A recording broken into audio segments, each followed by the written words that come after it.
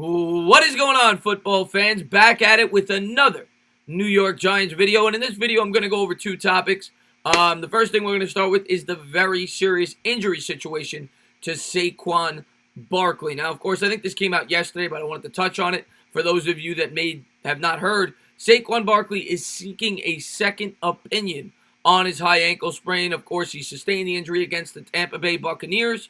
A game in which, he got stuffed for the most part. He goes out with the injury, go on to win the game. But the bad news coming out of that game, of course, is our best player, Saquon Barkley, the best running back in football, is going to miss some time. And people are saying it will be at least 4 to 6 weeks. But what the news came out was he is seeking a second opinion from Robert Anderson.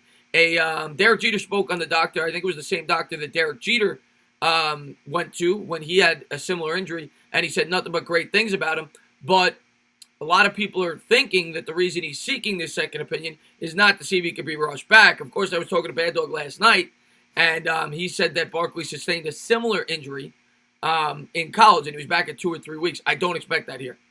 They're saying 4 to 6 weeks, and he's seeking a second opinion from Robert Anderson. My guess would be to see if it should require some surgery, which is smart. Saquon Barkley is thinking long-term, not short-term, and that's the right way to think here. We don't want this injury to keep coming back and lingering throughout the course of his career. So hopefully Saquon Barkley gets his head on straight, and hopefully the second opinion clears the air, and he can decide whether or not he needs surgery. But I don't expect him back.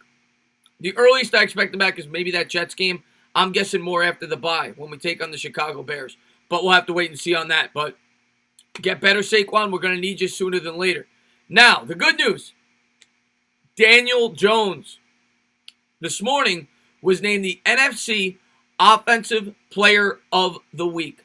So congratulations to Daniel, and he certainly deserved it. He went out there yesterday, on Sunday rather, and put on a show. Over 300 yards on the air, 2 rushing, 2 receiving. Only the second time a quarterback making his debut did that since the merger. The other was Eric Hipple all the way back in 1981. Now, the NFC Offensive Player of the Year award has not been institutionalized until 1984. And since that time, 31 times has a New York Giant won the award. So Jones is the 31st, and hopefully he wins a few more. And we'll get into more of the Giants that have won in the past in a second. Also wanted to say that he was the first quarterback making his debut to win the award since 2015, where Tennessee's Marcus Mariota won the award when he completed 13 of 15 passes as they won 42-14 against the Tampa Bay Bucs. So I guess the Tampa Bay Bucs are not too good against rookie quarterbacks.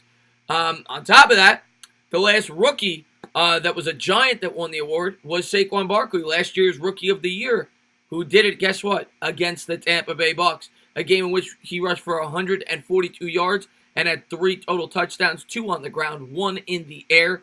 Eli Manning has won this award 5 times throughout his career, but has not won it since 2015.